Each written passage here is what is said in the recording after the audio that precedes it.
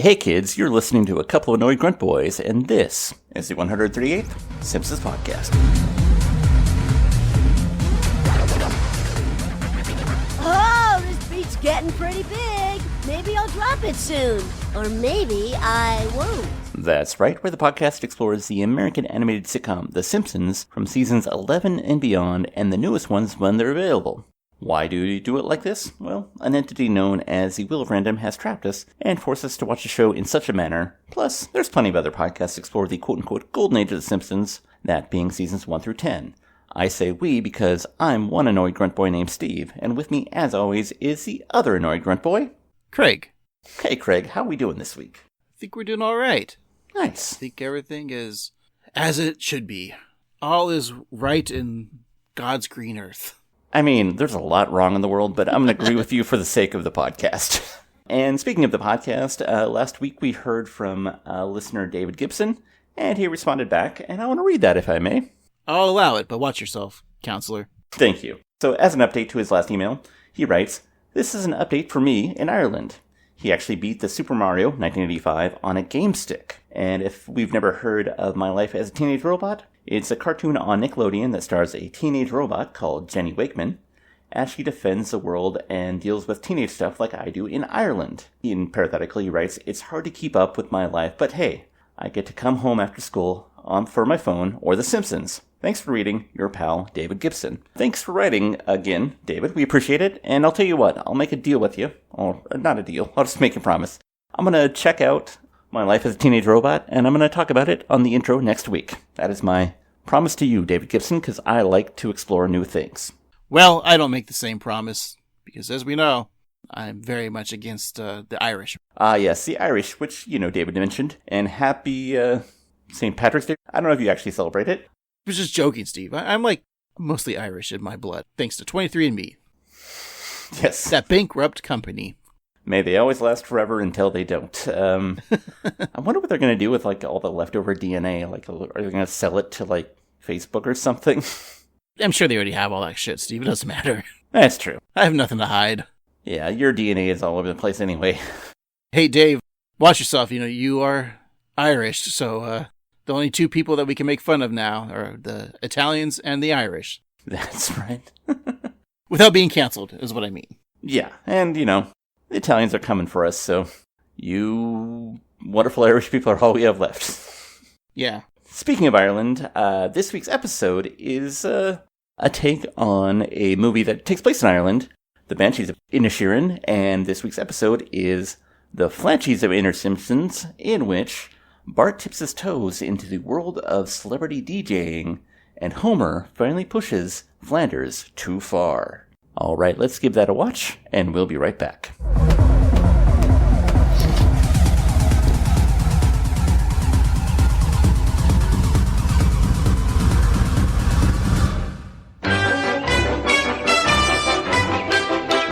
And we're back. Today we're talking about The Flandshees of Innersimpson, the 15th episode of the 36th season. It is episode 783 in the show's run. It originally aired on March 30th, 2025. Your nerd code is 36 ABF05. It was written by Dan Vebber, directed by Chris Clements, and your showrunners are Matt Selman, Tim Long, and Al Jean. All right, Dan Vebber.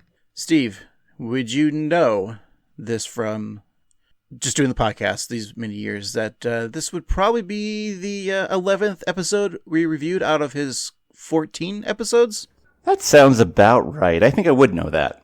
So that means there's at least 3 episodes, if I did the math correctly, that we haven't reviewed. You're a real math magician. Yeah. And I bet you don't know that one of the episodes is the book job from season 23, episode 6. That's his first episode that he's credited as writing. Oh, wow. I believe we were kind of avoiding doing that one because there's a certain author on there who we don't want to talk about. I don't know if he's straight, but he might be a gay man who kneels. God is in the episode? Isn't he the one who wrote the Bible? I think God was the one who wrote the Bible, yeah. Then his pals, Robbie Lezebnik and Brian E. Kelly, they wrote 101 Mitigations from season 30, episode 15. We haven't reviewed that. That's true, and those are all the names that we have frequented lately. the other episode from season 31, episode 14. It's Bart the Bad Guy. Duh. We can never review that. I mean, we can review that. I'm saying that's one that we haven't reviewed. Yes. To add or clear up some confusion, this is season 36, episode 15. However, a lot of parts of the internet list it as episode 12 because it's the 12th episode to air on Fox. It's the first episode on Fox in 2025 because there were 3 episodes on Disney Plus, the Oh Come On All You Faithful, which is a 2-parter, and then there was The Fast and the Furious, which aired earlier this year. And also there's some confusion about the holiday special, if it's 1 episode or 2. I say it's 2. So 3615, that's what it is. We go off of the Simpsons wiki and not like Google AI. Yeah, they don't know what they're talking about. It's Disney Come now, not Disney Plus. All right. Disney Come. I don't want to list off all the Dan Vebber ones we have reviewed, but I'll give a shout out to one of my favorites, and I'm going to assume yours, Thanksgiving of Horror, from season 31, episode 8. I was going to say that one was probably my favorite of his, although I did enjoy Boys in the Highlands, and I think we were split on, say, McMansion and Wife. But yeah, he's got a pretty good hit rate. Was Bart's Brain from season 35, episode 18? I feel like we like that one. I do believe. Or is it Bart's Brian? I didn't like Bart's Brian. It's the other Family Guy episode where Brian and Bart cross.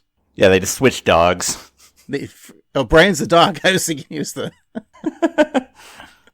I get the Seth Green and Brian confused. Well, they're both voiced by Seth, so it's easier to do. Oh, is that the only reason Seth MacFarlane hired Seth Green? So it's easier for him to be like, remember someone's name? I think so, yeah.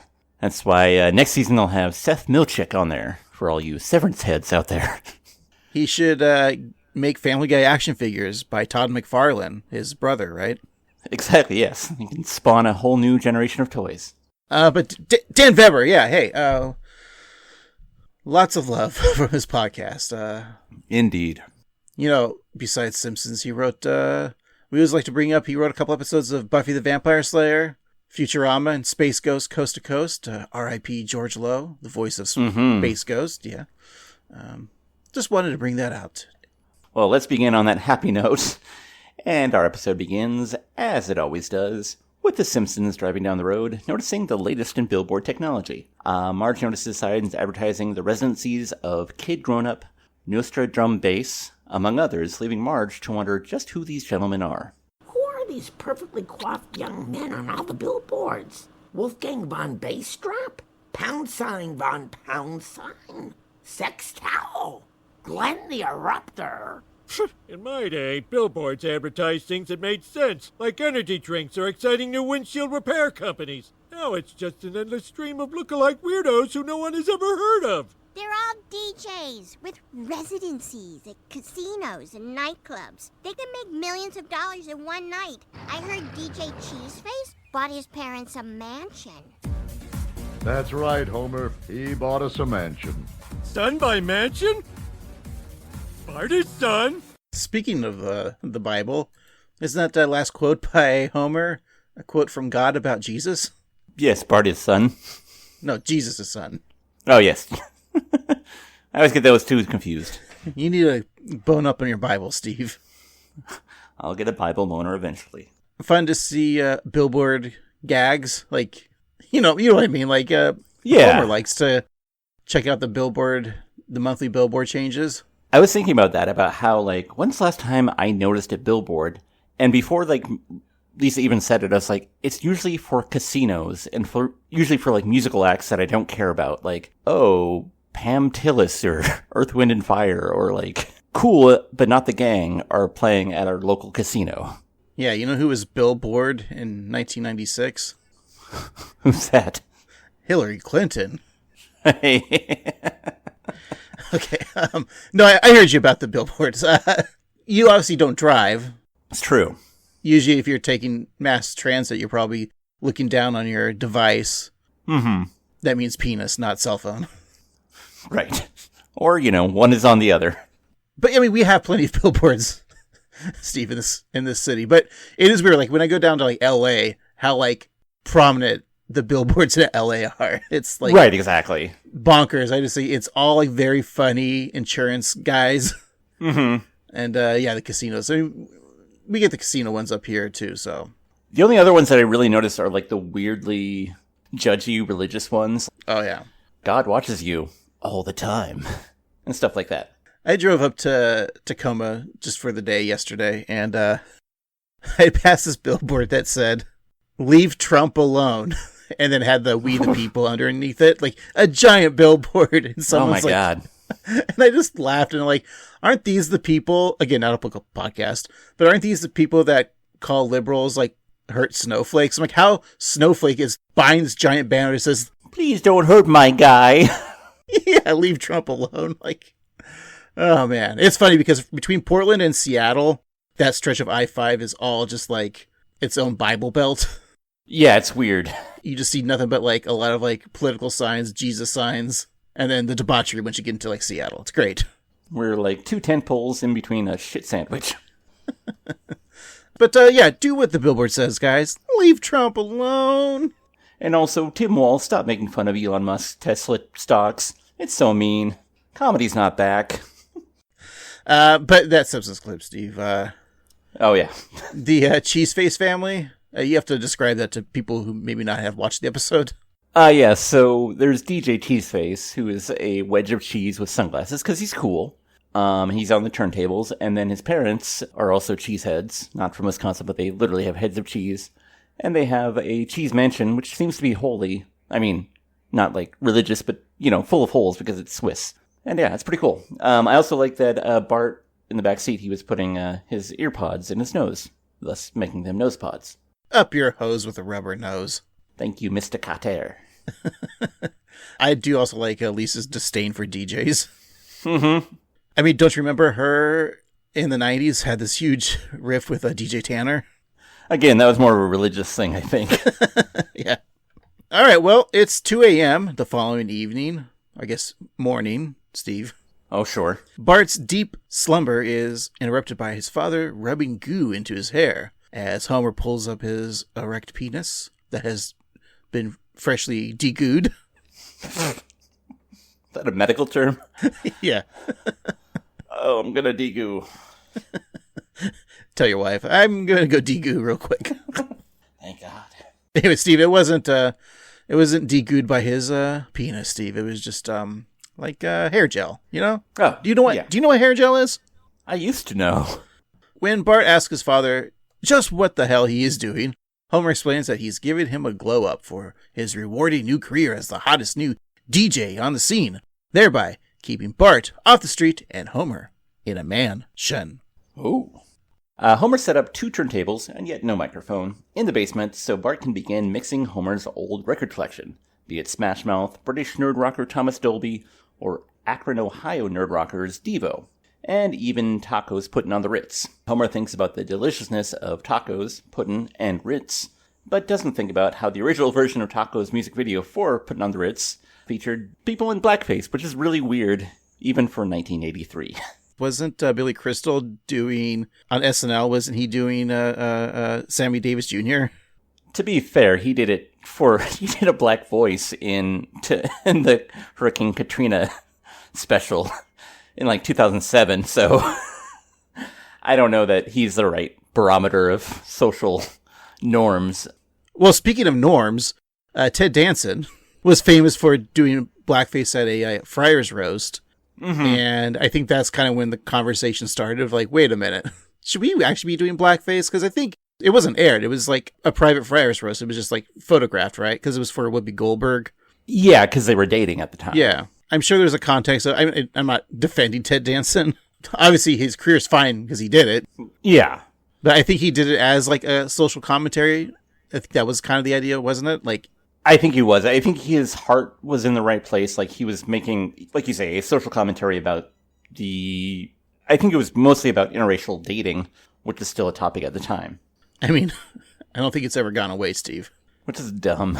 Yeah. Just, I don't know. Did you like the idea of tacos, pudding, and Ritz? No. Yeah, neither do I. Like, I think tacos and Ritz, I could eat those together, but pudding, get it away from me. Okay, how about this? So they make the Taco Bell made the Doritos Locos Tacos. Okay, I think I know what you're talking about. What if they formed a Ritz taco shell that was like all buttery and delicious? Like, I don't know if the form factor would hold up, but I think it would be really tasty. Tasty, but very crumbly. Yeah, that's what I'm afraid of. You need a heart in it. You need to put some Homer goo on it to make it hard. That's true. But I do like that idea of a Ritz taco. And then just how fun, because they could have the whole tacos putting on the Ritz as part of the ad campaign. Mm-hmm. With no blackface. Hopefully.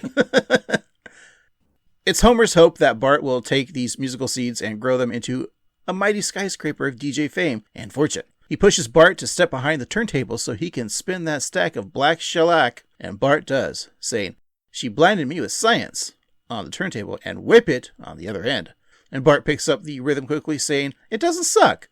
And as the mashup finds its groove, Bart comments that he's always wanted to do something creative without creating something. Me too, Bart. That's why I do this podcast. I always thought, if you were growing up now, like as a teenager, you probably would be doing DJ stuff. Oh, that's interesting. I don't disagree. I remember as a teenager, I wanted to get into it. I just didn't know how to buy the equipment. I know you go to a store and buy it, but I didn't know what to get. I feel like now though, you would just be doing stuff on your computer. Yeah. And I played around with not Bandcamp, but GarageBand. Thank you. Yes. And it's fun. I can't wait to hear one of your tracks, Steve. We'll debut it on the Patreon, I'm sure. All right. So, while Homer likes Bart's efforts so far, there's something amiss.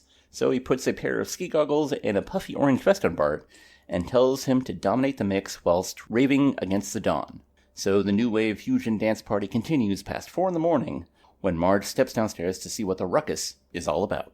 Homer puts down the latest issue of Rich DJ Dad magazine to tell Marge that if Bart is going to be a world-famous DJ, he has to practice on Ibiza time, despite Homer's feelings that Bart is good enough for Corfu. And Marge doesn't know what any of this means, but that she does say that Maggie needs some shut-eye. So, thinking quickly, Homer dumps out his cooler, puts a towel in it, then sets the lid back on, stabbing several slits in the lid. Maggie's placed in the cooler, followed by the lid, and voila!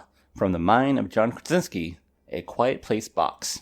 Sadly, Marge, like many others, hate John Krasinski. What's with this John Krasinski bashing in this episode? He knows what he did. That smug motherfucker. Looking in the camera like he didn't do anything wrong. It's just a weird, Marge, being a person that doesn't, hate anybody, but hates John Krasinski. It's just very funny. She's a Ricky Gervais apologist. She really likes the original Office. Or she was, again, we're not the Office Ladies podcast, but maybe she was always a fan of Roy. You know what? That makes sense, because I think Roy and Homer have certain similarities that Marge might appreciate. This all makes sense. Yeah, I think you nailed it. Who's the actor who plays Roy? Sorry, I forgot your name, actor Roy, but you could play Homer in the live-action Simpsons movie. Ooh, yeah. Take the role out of Chris Pratt's hands. Please. Yes. Another dumb sidetrack, but I remember when Parks and Rec came out, I thought the guy who played Roy, I thought that was the Chris Pratt character on Parks and Rec. I thought that was the actor who played Roy because they were just taking a lot of Office people because it was created by Office people. Mm-hmm. I honestly thought that was who that was. They got rid of Roy on The Office so he could be on this Parks and Rec show. I mean, it kind of makes sense because same people, and, David Denman, player of Roy, kind of looks a lot like Chris Pratt, especially before, Chris Pratt's own glow-up. And how funny would have that been that he ended up with the actress who played Karen? Yeah, that's funny. All right, go back in time and tell Michael Schur to recast Chris Pratt's part with David Denman. All right, and I'll get him to do The Good Place again with Ted Danson all in blackface. All right. Marge doesn't want Bart to be a DJ in the basement, and Homer feels the same. So he hires Raphael and his crew to erect a billboard advertising Bartholomew, who has taken up the treehouse residency at 742 Evergreen Terrace. And Raphael thinks the billboard is sage investment, and Homer sees nothing to worry about. So that evening, all the children of Springfield come to dance under the neon lights in the Simpsons' backyard as Bart spins the sickest of beats. Homer tries to offer some fatherly advice when he's interrupted by Ned Flanders. Bartholomew, when are you planning to drop the beat? Apparently, it's very important. Evening, Homer, or should I say morning? Listen, you know I like to keep my blankets dry and my parties on poop, but all this, noise, I guess you'd call it, is making it difficult for me and my boys to sleep. It's not noise. It's a tantalizing journey into sound. Well, can you at least ask Bart to turn it diddly down? What? Turn it diddly down! Diddly down! Diddly down! Diddly down! Diddly down! Whoa, listen to the cool guy in this song. I wish I was you. See you later, DJ Stupid Mustache. Oakley dokley. Oakley dokley. Oakley dokley. Diddly down! I feel like you need some sort of like zoning permits for this club. Yeah, I mean, like, you know how rave parties love to follow rules. Yeah. And getting, especially for all those warehouse parties. Yeah, but this was just blatantly on the street. Or technically it's in the backyard.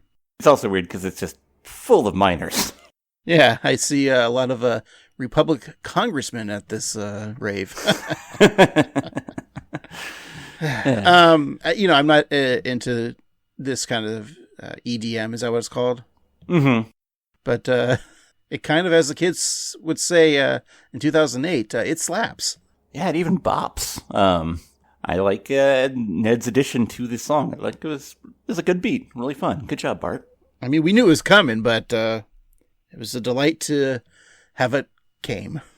That's what I always say.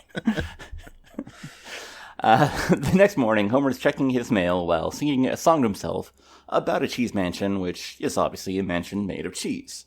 Ned pulls up next to the door, fresh from a trip from Costington's. When an inquiry from Homer, Ned explains that if he had an issue with Bart's new musical endeavor, it's on him to find a solution. And the solution that Ned came up with is buying 3 pairs of Sleeps by Dre noise-canceling headphones. Homer tells his neighbor that he always wanted to try the sound-deadening headphones and then proceeds to take them from Ned's hands. So while Homer walks back, he sees an old woman carrying a hooked staff. After a polite, "Hello, Miss McCormick," from Homer, the woman warns that the dark time shall come to Evergreen Terrace before the year is out. An ominous black cloud forms behind the woman, but Homer laughs it off, saying that he enjoys Mrs. McCormick's dire portents, and then casually walks into the house. Now, Craig, I may have asked you this last week, but have you seen The Banshees of Inisherin? Of course I have. It's my favorite movie of that year it came out. All the way back in 2022, I think. Oof, long time. Yeah. So you know about Mrs. McCormick, right? Yeah, she's got a lot of spices. Mm-hmm. Exactly. Reasonably priced. But usually I'll end up getting the store brand because it's slightly cheaper. And probably the same thing, yeah. She's just referred to because like in the movie, there's an old lady who looks kind of like that who warns them about a thing that's going to happen. Yeah, I know we're not done with the episode, but I kind of want Miss McCormick not to be a Roy. Not the Office Roy, but the Simpsons Roy. A one-time character. Like, keep her here. Obviously if there's a reference to that, like, and not like she's been on the show before, but it'd be fun if she was still there. It'd just be funny if she warned of things about to happen, like, there's going to be a new squishy flavor, or Bart's going to buy a skateboard. And let's not forget to credit the voice. That's Fiona Shaw. You know her as Aunt Petunia from the Harry Potter verse. Indeed. We'll hear more from her later. She'll get recast in the new HBO, probably by someone younger. It'll be like Marissa Tomei, right? Yeah. We need a hot Mrs. McCormick. No, I meant Petunia from Harry Potter. Yeah. Well, we need a hot one of those, too. I mean, we already had one, Steve. That was Fiona Shaw. Fiona Shaw, of course. Shout out to you, Fiona. Later, Bart is DJing another backyard dance party, and he notices that his beat is getting pretty big. He considers dropping it soon, or maybe not. But Martin passionately pleads for Bartholomew to drop the beat, because while the tension is delicious, it's also unbearable. Sherry O'Terry Rage dance with anticipation.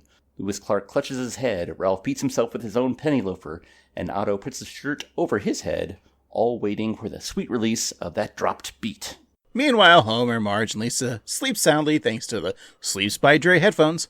Maggie also gets the rest in her crib while sitting in that quiet place box. Things aren't so peaceful next door as Rod and Todd sit wide-eyed tortured by the noise unto the Lord that isn't joyful. Todd is left a gibberish babbling mess while Ned does everything in his power to drown out the music to no avail. I can't sleep with headphones on. I don't know how they do it. Do you ever sleep with like an earbud? I try. My biggest paranoia is like waking up and losing it, though. Like going straight through the... Yeah, going straight through into my brain. Well, like 8 spiders crawl through your mouth. Exactly. And I'm like, oh, I'm good for the year. And you fall off your bed, break your neck. Mm-hmm. And have a wet dream. Oh, man. The trifecta. Yeah. All while your dead relatives watch you from beyond the grave. And the monster underneath that laughs at me, too. And the ceiling that keeps creeping down on you and encloses you in while you're in sleeping. You know, the, what are those dreams called? Not fever dreams. Oh, yeah, I've heard of those. Night terrors? Yeah, night terrors. Or there's something, like, a lot of people have them. Mm-hmm. Like that sleep where, like, you know you're sleeping and you're trying to scream and you can't. Like lucid dreaming or sleep paralysis. Yeah, sleep paralysis. There we go. That's what I was looking for. Thank you. Yeah. Those are pretty fun. Yeah, frightening and fun, and yeah. I haven't had one of those in a while. I'm gonna try tonight. All right. Yeah, you should give it a try. Like, maybe take some... I'm sure there's a drug you can take to get that. All right. To have horrible, horrible dreams and feeling like you can't do anything about it. Yeah, I love it. It's fun. Yeah. And let's not forget a leg cramp while sleeping. Oh, yeah, the leg cramp. Or that thing where you're about to fall asleep and then you just jump like you fell off the street and like your whole body shakes. Oh, I hate that. Or like when you fall asleep, but then you wake up from something and then you can't get back to sleep. That's the worst. Oh, yeah, when you're like in the perfect slumber and then, yeah, it just doesn't happen. Or it's like the choking. That's what happens to me. I'll like choke on my own spit. I probably need a CPAP machine is what I'm trying to say. Probably, yeah. I don't want to advocate for not drinking, but that's one of the best things about not drinking is sleep. Right. Anyway, in the morning, Homer, Marge, and Lisa walk into the backyard to find DJ equipment strewn all over the lawn, and the tree which holds the treehouse on its side pulled up by the roots. Bart sits on the amp, holding himself, clearly shook. After Marge asks, Bart offers an explanation to what took place. Bart, what happened? The beat. I waited too long to drop it. It was like a tiger in a cage, and I just kept taunting it. Yates was right. Things fall apart. The center cannot hold. And when he wrote that in 1918, they didn't even have DJs. I'm sorry, Dad, but I'm out of the DJ game. But what about my mansion? I've already started interviewing butlers. I used to think DJs were overpaid frauds, but I now know they require the nerves of a surgeon and the rare gift of turning music into faster, louder music. If anything, they aren't paid enough. Sorry, guys. You can all go home. Right, very good, sir. As you wish, sir. It's been an honor, sir. Really missed the opportunity to have comedian Brett Butler there. Because she's a butler. She could handle it. Yeah, and she could handle it because she handles Grace under fire. And how come there was no Joffrey Butler from TV's Fresh Prince of Bel-Air? Oh, yes. And where was Alfred Pennyworth? Most of them actually looked like a version of Alfred, I bet. That's true, yeah. I'm sure one of them was Michael Caine. I mean, we'll continue on the episode, but like, I assumed Flanders was the one who destroyed Bart's DJing, but it was just the beat that he dropped. Yeah, that's a big thing, as I understand it, in the DJ world. Especially true during the dubstep days of like the early 2010s, where like you build the crescendo for the beat to drop, and then when it does, it's like, holy hell, all breaks loose, or something. I don't know. But things don't get destroyed like that, right? Right? I mean, it's like if you hold something in too long and then it just comes out and you make a mess. That's kind of what happens. Yeah, I get it, Steve. Like, dropping your goo. Exactly. Dropping the goo beat. All right, well, it's a cartoon after all, so it's okay. Yeah. So, in the kitchen, Marge credits the noise-canceling headphones. She thinks Homer bought for allow them to sleep through Bart's big explodo, and Homer explains that he borrowed the sleeps by Dre from Ned, rather than buying them himself. When Marge learns that the Flanderses has had to endure the evening listening to Bart's racket, she demands that Homer return the headphones and apologizes to fucking Ned. Geez, yeah, come on, Homer. Well, he reluctantly agrees, saying that it's just one of the many sacrifices he makes for the family. But then when he goes over to Ned's, he opens his own door to find Ned sleep-deprived and clearly broken. Homer notices how bad his neighbor looks and asks if he got beat up at the circus, and Ned just removes his sweater and hands it to Homer, and he looks really weird in just his pink shirt. But he makes an offer for some long-awaited peace. Homer, this sweater is the one thing you've never, ever borrowed from me. So I'm giving it to you now. Oh, it's a little small. Now that I've literally given you the shirt off my back, you and I will never have any reason to interact ever again. In fact, these are the last words I'll ever say to you. I've never seen Ned that upset. Ned Flanders is never going to speak to me again? Ever? I guess I only have 2 words. Woohoo!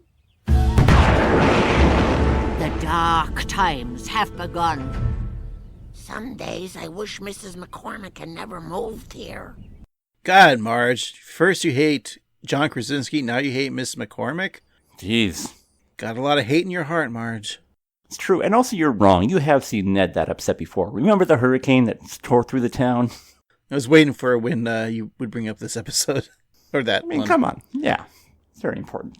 If you don't know, fans know the podcast, I think Steve has said on a couple of occasions that's his favorite episode, Hurricane Neddy.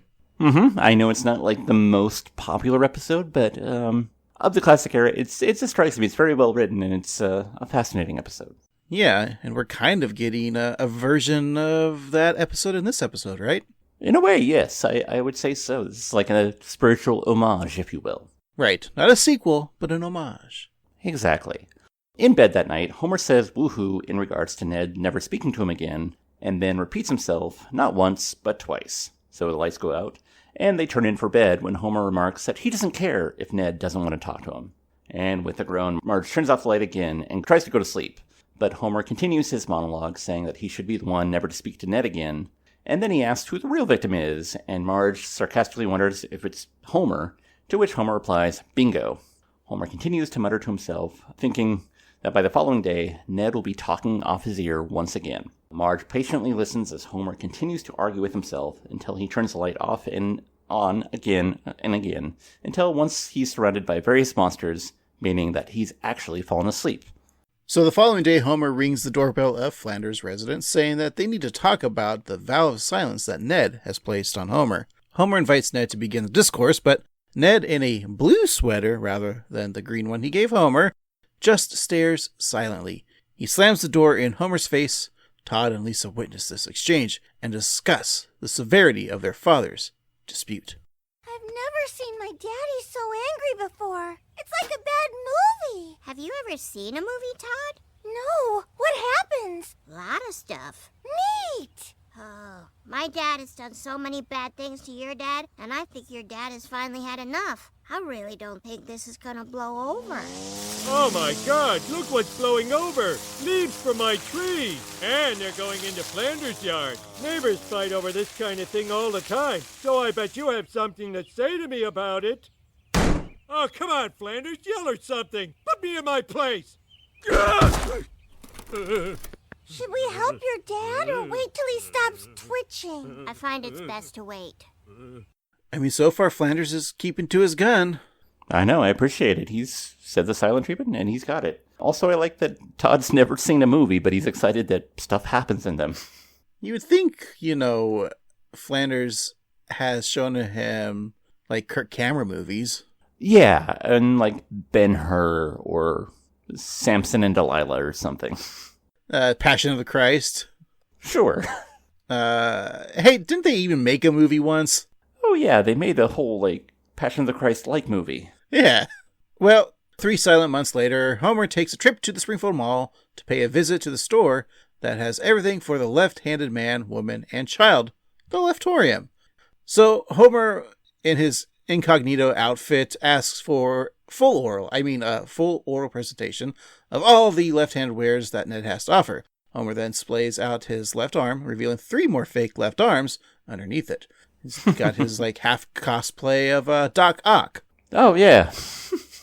So when I said his like incognito costume, yes, I think a lot of fans like remember that guy Incognito bit when he's banned from Moe's, which I believe is that Marge's fear of flying? I do believe so, yes. I think so. I'm not sure. There's a lot of good things in the Marge's fear of flying, which is an underrated episode in my opinion. So I was kind of pissed about this because he looks like Guy Incognito minus the top hat. I was kind of hoping they did the same dumb joke. I know, that's a real big opportunity because there's a lot of references to older episodes in this one. Yeah, like if he gets kicked out, Guy Incognito gets kicked out, then just Homer like walks by the Leftorium like as himself and just looks in like, I can't do it. That would have been great. Although it is nice to see, I was thinking about this, we haven't seen the Leftorium in quite a while, so it's cool to see that Ned's still in business. Like the only store in the mall. Yeah. Next to maybe like a store that only sells Funko Pops. Right. And Eclairs. Of course, Eclairs. And a Wetzel's Pretzels or Auntie Anne's. Standing in front of a shirt that says left-handed, right-minded, and my bestie is a lefty, Ned wordlessly pulls his employee, the squeaky-voiced teen, to the counter where he pulls out a binder and begins reading off items that the store offers, such as left-handed chip clips, left-handed belt buckles, and the big book of left-handed compliments.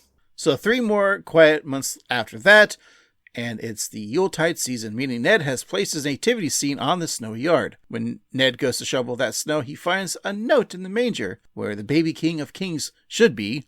The message says, if you ever want to see your Jesus again, talk to Homer. Threatening. I like it. So with an annoyed sigh, Ned pulls a lever, flipping over the middle of the crib to reveal a second Jesus figure. Homer watches from his window through his binoculars, holding the stolen blessed child in a baby carrier, thinking that he should have known that Ned would have a backup savior. 3 tech-turn months after that, a karaoke fundraiser is taking place at Springfield Elementary. Homer's on the mic, inviting all the ladies to say hey, which they do. He then instructs the band to say woo, and they follow suit as well. He then tells the Flanders in the house to say anything pointing in the microphone in Ned's face, who just walks away without a sound. Homer then asks everyone in the house to give him a second. He then begins to cry, and Marge sees this and is saddened. Hoping to save the situation, Marge walks next door, with Homer giving a thumbs up from the bushes behind her. Ned happily greets Marge, wondering how he was allowed to make a guest appearance in Marge's blessed day. Marge asks her neighbor if they could talk about the strife between the two men, he and Homer, and Ned agrees, inviting Marge into the house. I like how Ned refers to him making a cameo in her day. Yeah, it's very sweet. It's not about him, it's about her. He knows the name of the show. It's not the Flanderses. But it's also like nice, like he's just being normal Flanders from everyone, but Homer, nope. Yeah. Marge and Ned talk into the evening, with Ned providing a PowerPoint presentation showing the history of himself and Homer. So as Ned shows various charts and graphs depicting the fall of the friendship, Homer watches from the living room, nervously munching on the Stretzels brand stressed pretzels. Marge eventually returns home when Homer eagerly awaits the result of her visit. He wonders if Ned spoke of him, leading Marge to admit that if she weren't married to him, she probably wouldn't talk to Homer either. Homer is at his wit's end. He thought Flanders giving him the silent treatment would be a magical Mardi Gras, instead of the ceaseless Lent that he finds himself in. So as Homer weeps about Lent, Marge suggests he do the one thing that he hasn't done yet: apologize. So inspired by Marge's suggestion, Homer puts pen to paper, writing a heartfelt apology. He tosses his first draft in the waste paper bin and tries again, only to throw that one away as well. He continues to write the apology, dislikes it, crumples it up, throwing it into the bin until it is full. He works and works until he is forced to throw his trash basket into a giant basket full of full baskets, which Marge takes out. It's a great title of that gag. Yeah. Once Homer finally is happy with what he's written, he offers it to Lisa for a review. Actually, Dad, it's good. Really good. I had no idea you had such depths of feeling in you. I mean, wow. You did quote the movie Point Break more than I expected, but I really think Mr. Flanders may finally forgive you. I hope you're right. I bared my whole soul in this letter, and it feels amazing. Writers must be the happiest people in the world. Knock 'em dead, Dad. I like how Homer thinks that writers are happy people. I assume they are. They get to write about all the adventures of our favorite heroes, like Spider-Man or Jeffy from the Family Circus. So, in the darkness of night, Homer tiptoes to Ned's house and slides the apology under the door. With the weight off his shoulders, Homer sleeps soundly until he and the rest of the family are awoken by a loud clattering. They run downstairs to find every belonging in the house gone, leaving Marge to assume that they've been burgled. After hearing a machine whirring, the Simpsons step outside to find Ned tossing everything they own into a wood chipper, which spits it out into a fine dust. Homer asks Ned what he's doing with their stuff, but Homer shakes his head and continues to toss things into the chipper. Homer begs for an explanation of why his stuff is being destroyed, causing Ned to respond through a bullhorn that is actually his stuff, and then he proceeds to call Homer an imbecile.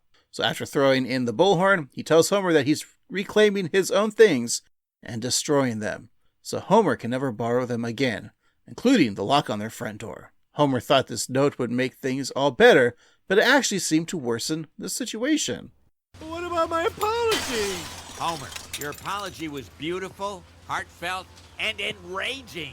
Huh?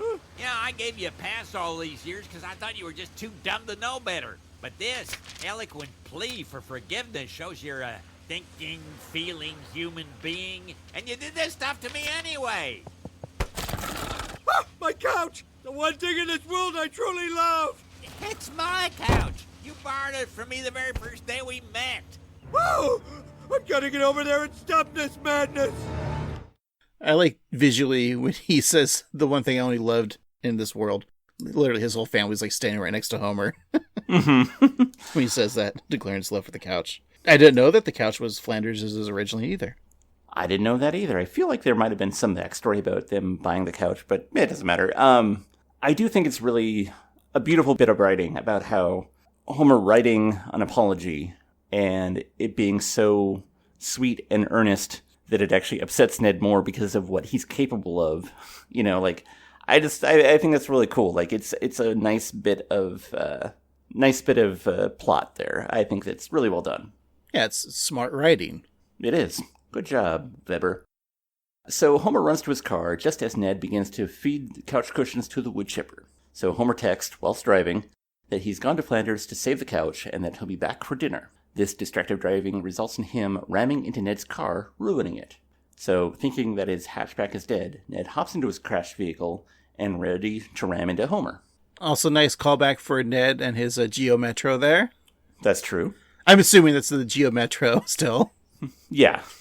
I know they still have hatchback cars, but I always remember his Geo Metro. It looks like a Geo. You don't see any of those cars on the streets anymore. They must have all died. I think so. You know, because you'll see like old like 80s, 90s like Camrys and Hondas. Oh, yeah. And Toyotas, but I don't see Geo Metros. Because it was an American-made car and they just don't last. Yeah. Oh. Sad but true. Just like this country. It won't last. So, also, there's this bit of Homer to stop the couch has to go into his car to drive over to the Flanders house. It's just hilarious. And text about it, too. Yeah. It's a really funny scene because, you know, the two men crash into each other head on and again, and Nelson sees this and yells, "Car fight." Just really funny, and all the children join him chanting, "Car fight, car fight." Ned and Homer both rev their engines, speeding towards one another one last time. When they finally crash, they both fly through the windshields and land into each other's cars. This is great. Homer's flown through multiple windshields now. That's true. So despite this, the car fight continues, and Miss McCormick walks up to Marge, but before the mysterious old lady can speak, Marge shuts her down.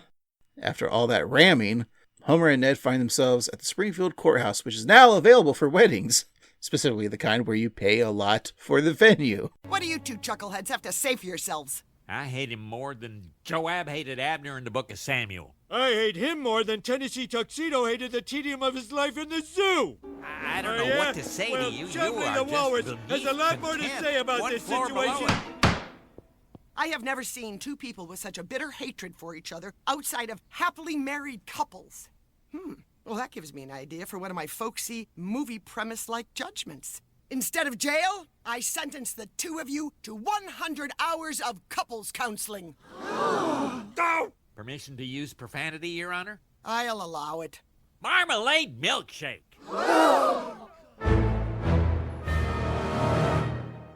Look, I need you both to know that this isn't going to be an overnight fix. It could take years of intensive soul-bearing. Could you please stop flicking each other in the eyeballs?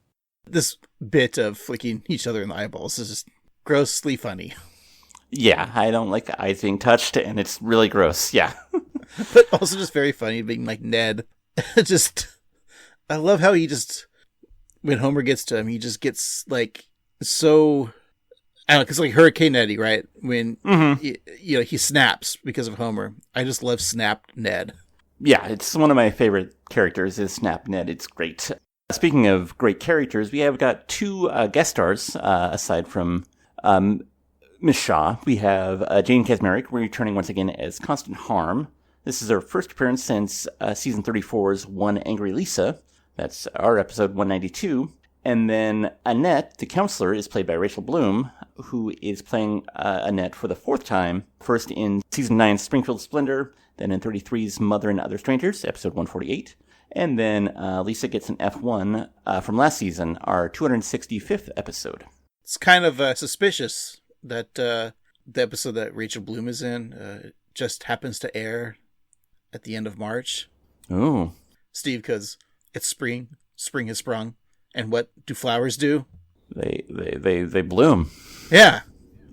And they also Kasmerick. Wait, Steve, does that mean like, you know how back in the day, like last names were because of what they did? Mm-hmm. You know, if your last name is Smith, it's because your family was, they were smiths, like blacksmiths. Does it mean Rachel Bloom's family was flowers? I think so. Or maybe they were in a coma for a long time and they were vegetables and then they eventually bloomed. Oh, okay. I don't know. What a star-studded guest voices. But look, Rachel Bloom's playing a recurring character and so is Jane Kasmerick, so it's okay. Yeah. And it's just nice to see them. Also, just to note, Annette is not an actual therapist. She's actually still a student at the Springfield Community College. So she's a therapist in training. Well, I'm glad we got all that squared away, Steve. So when talk therapy proves to be inefficient, Annette suggests drugs to fix Homer and Ned's issues. Ned responds that he doesn't use drugs, causing Homer to take his dose as well. Annette describes the advances made in the field of therapeutic psychedelics specifically for dysfunctional couples. She suggests the drug eucompletamine, which takes them on a shared trip where they may find resolution with only a small chance of permanent brain explosion, or PBE. Homer offers that he'd happily blow up both of their brains, provided that it'd provide a chance to make Ned a little less sucky. But knowing that he can't live with so much anger inside of himself, Ned agrees to the medication as well, but not before getting one last eyeball flick in. So as the drug begins to enter Ned and Homer's vein, Annette offered some instruction. If you see a door, open it. If you see a road, follow it. And most importantly, they don't take insurance. Homer and Ned float up as the world falls below them. As they soar through a haze of pink, Homer is scared, and Ned has no idea where they are headed. They are transported to a club where a giant shadow of Bartholomew is behind the steel wheels, wondering how many beautiful mutants are ready to drop some serious, repressed emotions. As the crowd cheers, Homer and Ned float to a field of black where they are morphed into various iconic duos. Now, thank you, Steve, for pausing on each frame to write down these characters. So just to let you know, everyone that is first is Homer, and everyone that's second is Flanders. So just envision these characters. So we got Itchy and Scratchy. Meaning Itchy is Homer and Scratchy is Flanders. That's right. Buzz Lightyear and Sheriff Woody from Toy Story. Bert and Ernie from Sesame Street. Batman and Robin from DC Comics. Mr. Burns and Smithers from The Simpsons. Paul Simon and Art Garfunkel from Tom and Jerry, and then later Simon and Garfunkel. That's right. It's our second Tom and Jerry reference in 2 weeks. Chewbacca and Han Solo from the Star Wars verse. He-Man and Skeletor from Masters of the Universe. Abbott and Costello from Abbott and Costello. Tattoo and Mr. Rourke from Fantasy Island. Garfield and Odie from Garfield. Daryl Hall and John Oates from Hall & Oates. That's probably the only time you'll see those two characters together because they hate each other in real life. That's true. It's sad, but true. Napoleon Dynamite and Pedro Sanchez from Napoleon Dynamite, which, as we mentioned, Napoleon Dynamite is a cartoon that Brian Kelly worked on. Not Dan Vebber, but, you know. Crazy. Jesse Pinkman and Walter White from Breaking Bad. 2 hobbits, I don't know which ones, from Lord of the Rings. It's probably Sam and Frodo, Steve. That's what I figured. Pikachu and Ash Ketchup from Pokemon. And Lucy Van Pelt and Charlie Brown from Peanuts, enacting the usual scene with Charlie Brown slipping thanks to Lucy removing the football. Fun stuff, Steve. Good grief it is. Add one more duo that is not on the list. The Annoyed Grunt Boys.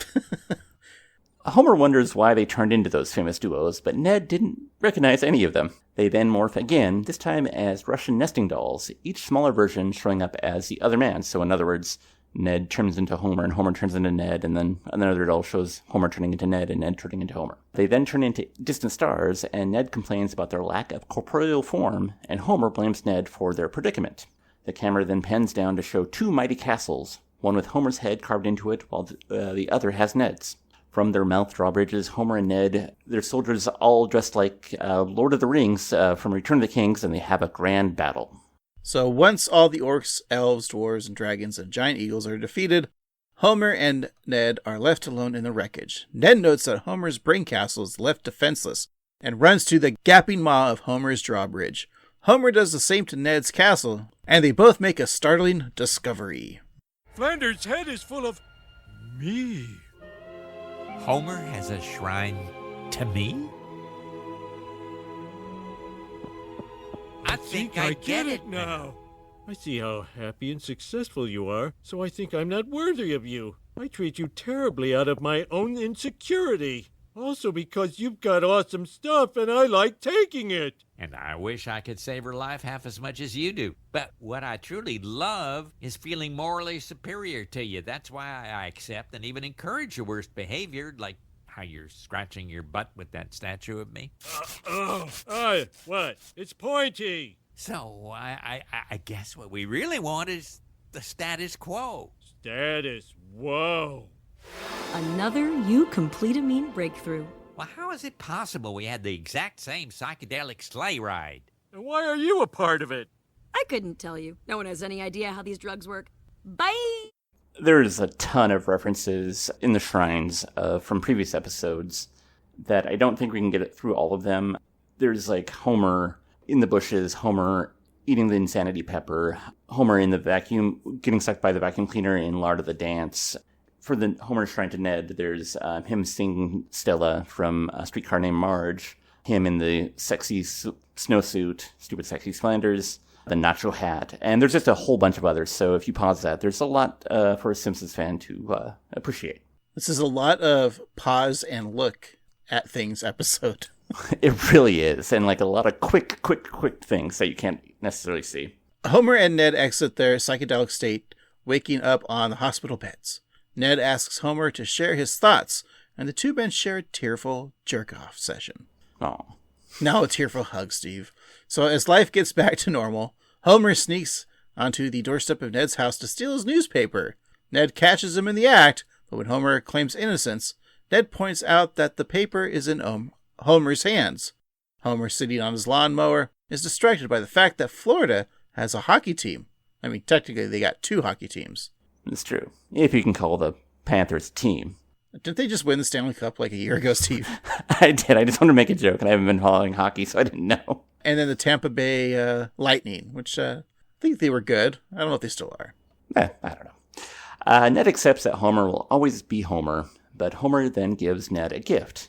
So Ned opens the poorly wrapped package to find it's his old green sweater, and he puts it on, and despite the fact that it's all stretched out because of Homer wearing it, Ned thanks his neighborino. Homer's happy to oblige, but still manages to call Ned Stupid Flanders. And then the camera zooms out to show Todd and Lisa writing the words, "The End," in chalk in the middle of the street. Now, I know that Ouija will play the clip a lot of times of the credits. There's a song. Mm-hmm. So we're going to play it, Steve, on our break.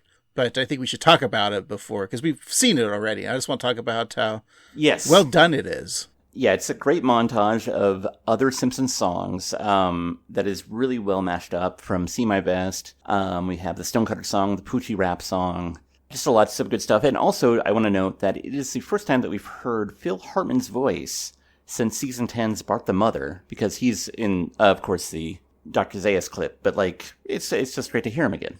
I mean, I know they don't make albums anymore, mm-hmm. but I would love to hear, like, Is there a full version of this?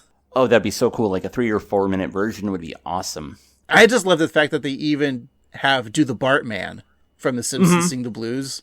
And it's just crazy that they incorporated that. So do we know who did this? I mean, we're supposed to believe that DJ Bart did this, but who the actual...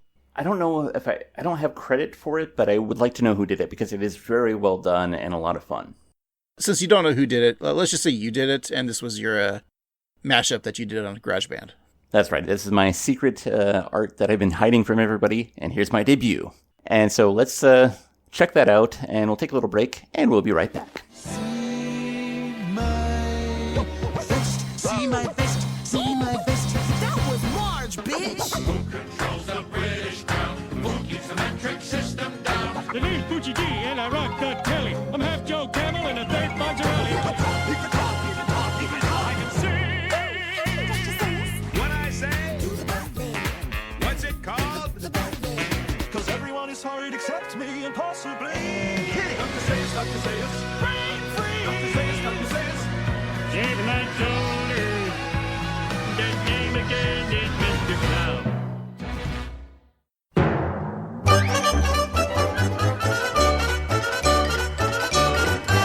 Back. Let's finish up our discussion of the Flandshees of Innersimpsons. We'll talk about the things that made us laugh, the things we liked at the episode, maybe the things we didn't like about the episode, and what we're watching next week. But before we do all that, in the spirit of friendship, which is a very important spirit in this episode, we like to give each other gifts from the episode that we might think the other host would appreciate. And Craig, I got you some nice things. I got you some Stretzel brand stress pretzels so you can eat while you're stressed and enjoy some salty snacks. You're a new parent, and, your child needs some sleep. So, from the mind of John Krasinski, I got you a Quiet Place box, and so you can go explore your billboards around town and crash into whatever you want. I bought you a Geo Metro.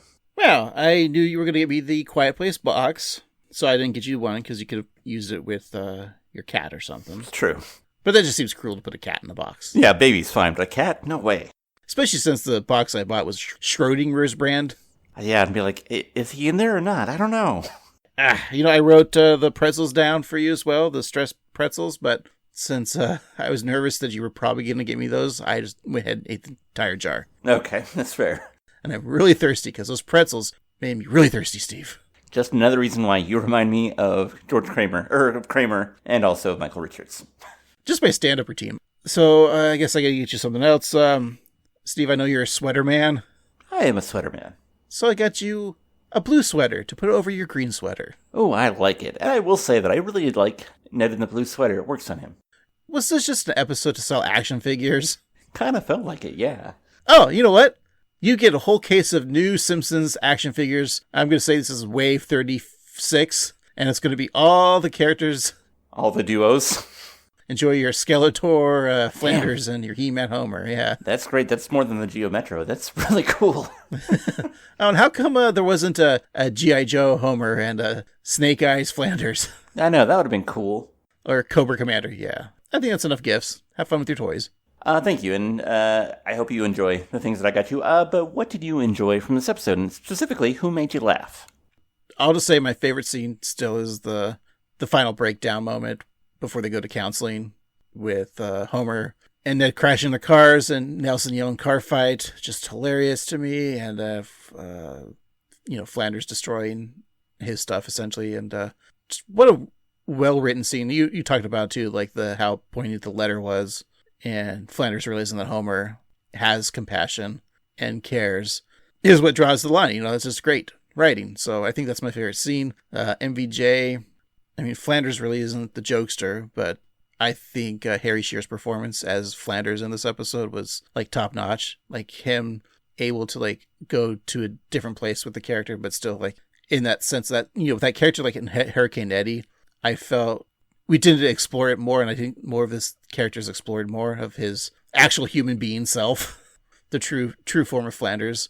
I thought it was well done. I guess jokester, Homer, I guess. I don't know. I just feel like performance-wise, and not most valuable jokester, but I think it is Flanders because he provides the straight man to all of Homer's antics. So I'm going to give it to Flanders for this. Yeah, I think it definitely has to go to Flanders. The car fight scene was very funny. I also liked just the ridiculousness of the trash bin that Marge was handling. But yeah, for the eyeball flicking, Oh, yeah. Ned is shown to be just this broken man who means so well and is just pushed to his limits. I just think it's really well done and feels very earned. And so yeah, I have to give it to Ned. I know that he didn't make like the most quote-unquote jokes, but I think that I just love the Homer-Ned dynamic. I think it works really well from like when Ned got the assassins to the Vegas weddings to Hurricane Nettie. Like, I think the two of them work so well together as a classic duo. But Craig, what did you think of this episode as a whole? So I think the negative thing for me was the beginning to get to where the show got really good in the second half. Like the Bart DJ stuff just seemed, I don't know about weird, but it felt very like season 16, 17-ish with like, oh, Bart has a new hobby, or is Homer like just going to make his kid try to be a famous DJ because of the billboard. And it just didn't feel earned the beginning. And then when it got to the story of Flanders, you know, with him not sleeping and then finally breaking down, that's when the show got good. And it's weird if they would have like kind of truncated. I felt like the beginning like was too long. Like I think it needed to be opening credits. Things should have been happening that really was driving Flanders mad. Well, they're still telling us who's the producers and the writers and directors and things like that in the opening credits. And then I would have liked this episode to be longer and more of Homer Flanders snappiness. But that being said, I really enjoyed how this episode went and where it went to, and a lot of the references, and not to mention the end mix song was just so well done. And then, like I said, the Harry Shearer performance, having the guests with Rachel Bloom and Kazmarek and Fiona Shaw, just ancillary characters. But I would like to see more of Mrs. McCormick. I know it's probably a one-off and it's a joke because of the Banshees movie. It was just a lot of like well done, and I love Flanders episodes, having him snap. It was just well done, you know, and a nice way to come back. So I felt a little like iffy on it at the beginning, but I think it paid off. So if I gave it a ranking, we mentioned the Geo Metro. In fact, Steve just got me one. The Geo Metro was in production from 1989 all the way to 2001. So if I had to give that a ranking, I'm going to give it the year 1996, which of course is the year that Hurricane Nettie aired. I hate to always agree with you, Craig, but going into this episode, like, I was kind of like bummed out. Like, Bart becomes a DJ to me was a dumb idea. I don't know that DJs are still, I know that they're still DJs, but like, I feel like the trend has passed, and I was like, not looking into this. But yeah, once we got into the Ned stuff, I was completely invested. I really enjoyed aside from like the great writing of this episode, I think Dan Vebber did a great job of creating like an emotional arc that felt true and honest. The animation of this episode is really good. From Homer's dream monsters to the duos to just like the trippiness of their drug trip. It's just a really compelling episode that is both a great homage to Hurricane Nettie, but also takes the source material of Banshees of Inisherin about two friends who kind of stop talking to each other for seemingly no real good reason. That was a nice reference to this episode really well. They did that really well as well. And I think you make a good point about how they could have started with Homer and Ned arguing and like build the tension even more so. Like it could have started with a little thing in the opening and then get bigger and bigger until it snowballs into an explosion. That being said, I think that this is a lot of fun. Every character had a good role in it. Ned's interactions with Marge and how like their bond is still there, and it wasn't affected by Homer's selfishness. But yeah, I think all in all, it's very good. And of course, this episode was a take on the Banshees of Inisherin, which on Rotten Tomatoes has a whopping 96% on the tomato meter. And so, if I have to give this episode a ranking, I'm going to give this a 89 out of 96, which is of course when The Simpsons premiered. Much like the Geo Metro. Exactly. It all comes together. What a fun episode to come back to. New episode, Steve. Exactly. It is nice to have The Simpsons fresh and new and back. And I'm happy to say that they're back again new next week. Once again on Fox. Craig, what do you think the episode is entitled? Well, Steve, of course, as you said, this title was a parody of the Banshees of Inisherin. Ed Sheeran. Ed Sheeran, yeah. So I'm going to say, of course, the star of that was Brendan Gleeson. I guess you could also say Colin Farrell, but, another movie that Brendan Gleeson was the star of was Joker, Folie à Deux. Oh, yes. That's right. Razzie Award winner film, Joker, Folie à Deux. So I think this week's episode is going to be called Moker, Folie à Deux? This is probably the worst one I've done, Steve. That's okay. It was a good effort, we'll say. It wasn't, but we'll say that it was. But unfortunately, it's wrong. But maybe you can guess the plot when I do give you the title, which is, it's season 36, episode 13, The Last Man Expanding. What do you think that's about? Well, the last man, of course, is Will Forte. Mm-hmm. And the last boy is Comanche from DC Comics. It's true. But we're talking about the last man, Steve. So I'm going to say Will Forte is back as King Toot, right? Mm-hmm. Oh, good reference. Good pull. He wants to expand because of last week's episode. This week's DJing became so huge that he's been selling so many turntables because of Bart's wicked beats that he offers Mo. See, I'm still bringing Mo in. Mm-hmm. He offers Mo to buy Mo's so he can expand King Toots. Ooh, I would love that episode. And the B story, the Simpsons do some shit because it's called The Simpsons. Of course. Well, that may happen, but what I have is one thing that Homer doesn't do, because Springfield becomes hooked on a miracle weight loss drug, all except for Homer. Let me guess, everyone's on a parody of Ozempic? I think so. Is it called Mozempic? Ooh, Flamin' Mozempic? I like it. I'm just trying to bring my Mo back as to being funny, Steve. Mo, yeah, you got good Mo. I like your Mo. And we like you, friends and listeners, and we appreciate you listening. Thanks, always. And hey, if you want to reach out to us, you can on the socials, like your Threads, your Instagram, or your YouTube at 138simpsons, or you can always email us at 138simpsons@gmail.com. And go ahead and leave us a review on Apple Podcasts or whatever streaming service you used to listen to podcasts. You don't have to give us an actual review, though. Just let us know if you've ever cut someone off in your life. Ooh, yes, I want to hear about it. And hey, if you have given the very shirt off your back to your neighbors so they can't take anything else from you, you're going to need a new shirt. And that's why you should go to tpublic.com/user/AnnoyedGruntBoy and get yourself a great Annoyed Grunt Boy 138 Simpsons shirt, much like the Board in the USA shirt, I would suggest. Absolutely, Steve. All right, thank you so much for listening. For this week, I've been Annoyed Grunt Boy Steve. I've been Annoyed Grunt Boy Craig. And remember, I have to keep my blankets dry and my parties unpooped. Steve, is it okay if I curse? Okay. Marmalade milkshake!